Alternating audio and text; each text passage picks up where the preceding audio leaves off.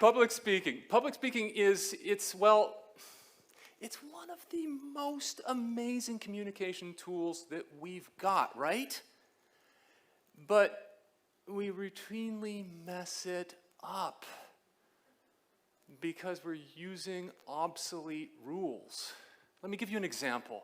About 8 years ago, I was teaching a class in presentation techniques at the University of Technology to applied physics majors.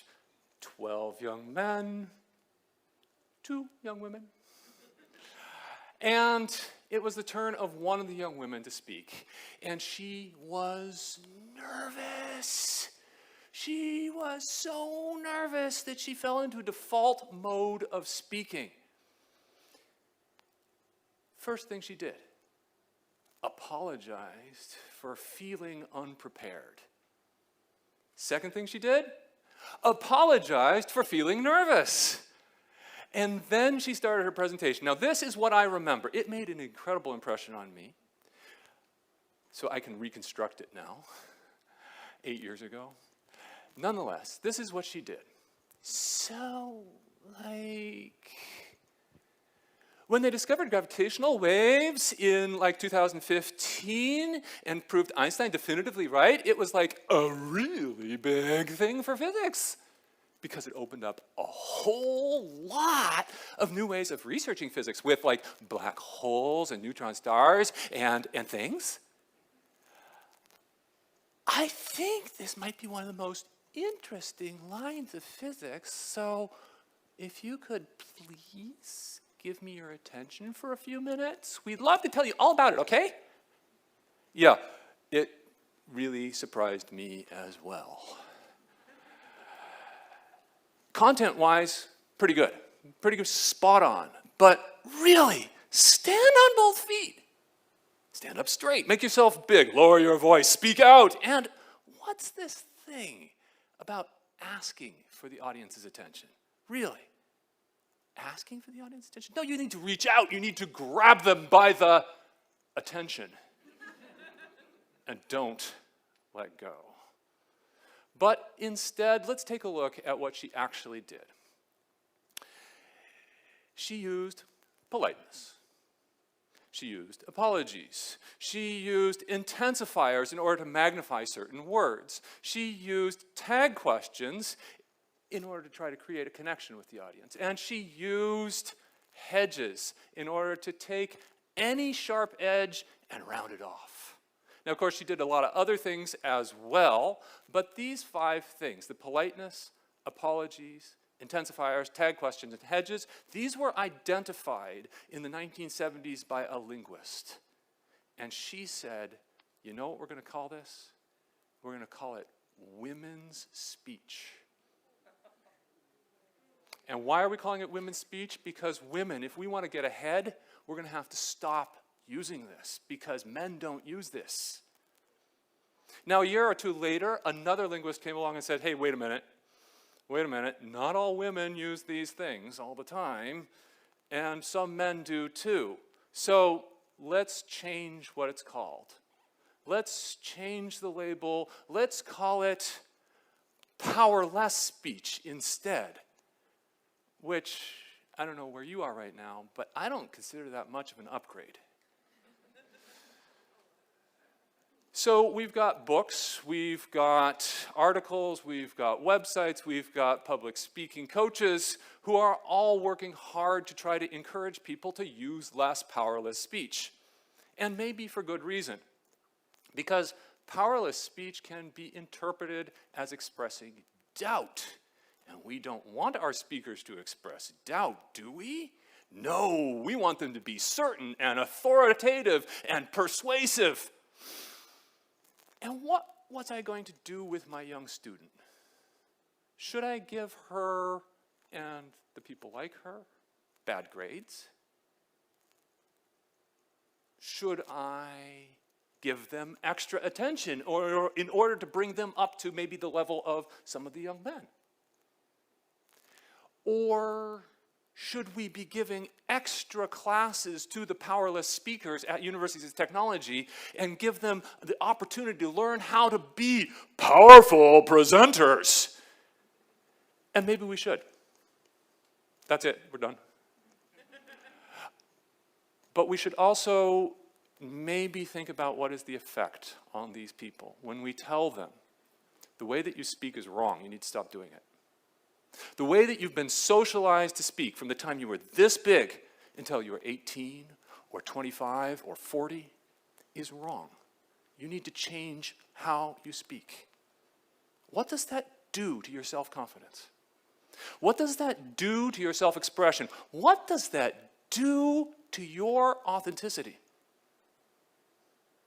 And on the other hand, if everybody is confident and strong and authoritative all the time, wouldn't that just be an arms race? What if everybody shouts? Who's listening? And if everybody speaks like a tall, straight white guy with a full head of hair, what kind of diversity do we have? And if the aggressive use of force is the standard in public speaking, no wonder we live in polarized societies. So maybe it's time to reconsider the value of powerless speech. Maybe instead of telling the powerless speakers among us to stop doing it and to offer them coaching, maybe the rest of us need to get some coaching from them instead. I have 3 examples of what that could look like. And the first place we're going to look is at pitching. Pitching, whether that's an idea pitch or a sales pitch or even an investor pitch for a startup. The biggest study on pitches was done by Dr. Louise Ellsbach at the University of California, Davis, and she went to Hollywood producers' offices and listened to screenwriter pitches for a number of years. She learned a lot of lessons, she wrote all about them, and here are 3 things that I have interpreted from her studies. The first one is this: a type of pitch that usually doesn't work. So I've got this idea for a movie. It's going to be an amazing movie. It's a great movie. You won't believe this movie. What we're going to do is we're going to have the Terminator meets the Little Mermaid, and we're going to set it on a submarine, and you know who we're going to have as the lead? It's going to be Natalie Portman, and she's going to be your next call. As soon as you greenlight this one, you're calling her agent right now. Guess what? The hard sell doesn't really work. However, we still imagine that it will, so we keep on imagining that that's the way to sell stuff. Not such a good idea. Here's another one that doesn't work. So I've got an idea for a movie. It's like the Terminator meets a kind of sort of like Little Mermaid, and we were thinking of setting it on a Where are you going? I'm sorry. Okay, the WIMP version doesn't work, but you may have noticed that inside of that I was using powerless speech. There were hedges and intensifiers and tag questions, but that was being done so unconfidently that it was never going to fly. But what does work is a combination. Hey, thanks for meeting with me today. It's really great to be able to share my idea with you, and I want to know what you're thinking about it. I want to share the idea. It goes like this. We were thinking of something along the lines of the Terminator meets kind of the Little Mermaid. And we were going to set it maybe on some sort of closed environment, like a submarine? Oh, a spaceship. I hadn't thought of the spaceship. How would that work? And we're off and running. We have created what is called a pitch using co-creation. And I didn't give you all of the information before. All the information goes like this. There's another name for powerless speech. There's another name for powerful speech, too. It's not just men's speech and women's speech and powerful speech and powerless speech. There's also agentic speech. Agentic means that I'm the agent. I'm the one in charge. I'm the power. And then the opposite, or the other one, is communal speech. Communal speech is the same as powerless speech. And indeed, when we're giving a pitch, what are we trying to do? We're trying to create a connection between the pitcher and the catcher. We're trying to create that relationship. Communal speech is a fantastic approach towards pitching.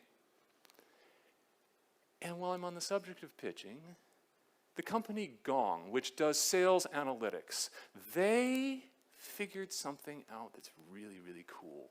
They wanted to know if filler words like these, filler words, we know these, right? We know these now, they're called intensifiers, tag questions, and hedges. Filler words, they wanted to know if filler words had any effect on sales pitches. They wanted to know failure, success, using these words.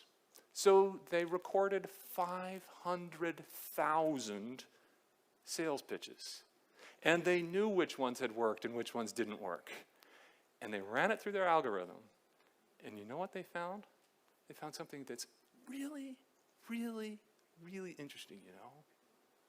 There's like zero correlation between the success or failure of a sales pitch. Zero. So the next time you think you want to get rid of your basicallys and your sort ofs, you know what?